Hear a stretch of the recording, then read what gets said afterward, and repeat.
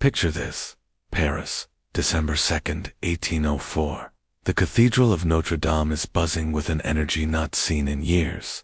Inside, a man who rose from obscurity to become the most powerful figure in France is about to make a move so audacious, it will echo through history. This is the story of Napoleon Bonaparte's coronation, the ultimate power play that officially ended the French Revolution and launched an empire. Just over a decade earlier, the French people had violently overthrown and executed their king, dismantling the very idea of monarchy. They fought for liberty, equality, and fraternity. So, how did they end up here, about to witness the crowning of a new emperor? To understand this, we need to understand Napoleon himself. He wasn't just a brilliant general. He was a master of politics and propaganda. He knew that to truly secure his rule, he needed more than just military victories. He needed legitimacy. This is where the Pope comes in. Napoleon convinced Pope Pius VII to travel all the way from Rome to Paris for the ceremony. This was a massive political statement. For centuries, the Church had been the ultimate source of a monarch's authority.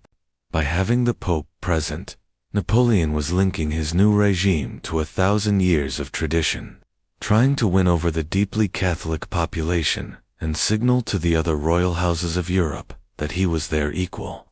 But Napoleon was playing a different game. He wasn't asking for power, he was taking it. And that brings us to the most iconic moment of the day. As the ceremony reached its climax, Pope Pius VII prepared to place the imperial crown on Napoleon's head. But just as he lifted it, Napoleon seized the crown from the Pope's hands. In front of a stunned audience, he turned and placed it on his own head. Then, he took another crown and placed it on the head of his wife, Josephine, crowning her empress. The message was crystal clear and utterly revolutionary. Napoleon was declaring that his power did not come from God or the Church. It came from himself, from his achievements on the battlefield, and from the will of the French people, who had approved his new title in a referendum. He was a self-made emperor, a product of the revolution, even as he was ending it. This single act symbolized the complete subordination of the Church to the state in his new empire. Napoleon was a master of symbolism, and his imperial regalia was a perfect blend of old and new. He wore a laurel wreath, just like a Roman emperor, linking himself to the power and glory of ancient Rome. This wasn't the fleur-de-lis of the old French kings. This was a symbol of personal triumph and republican virtue, now twisted to serve imperial ambition.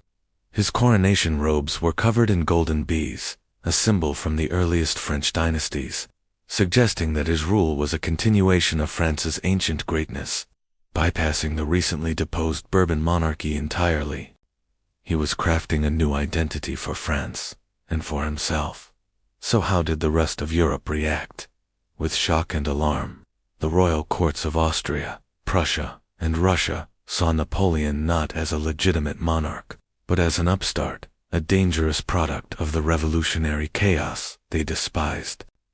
They had executed a king, and now they had crowned an emperor who was arguably more powerful and ambitious than any king before him. This act was seen as a direct challenge to the established order of Europe. It solidified the coalitions against him and set the stage for the next decade of conflict, the Napoleonic Wars. Napoleon's coronation wasn't just a lavish party. It was the culmination of a decade of political maneuvering and military conquest. He had brought stability and order after the chaos of the Terror, codified laws with the Napoleonic Code, and restored France's national pride. Too many French citizens, an empire led by a strong, brilliant leader, seemed like a fair trade for the unpredictable and bloody years of the Republic. He promised glory, and for a time, he delivered it. But in crowning himself, Napoleon also betrayed the core principles of the revolution he claimed to champion.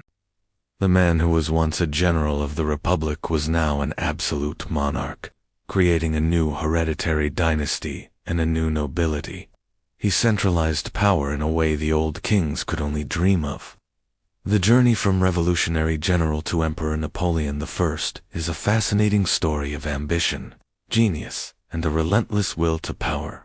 It demonstrates how revolutions can, in time, give way to the very systems they sought to destroy. The echoes of that day in Notre Dame defined the 19th century.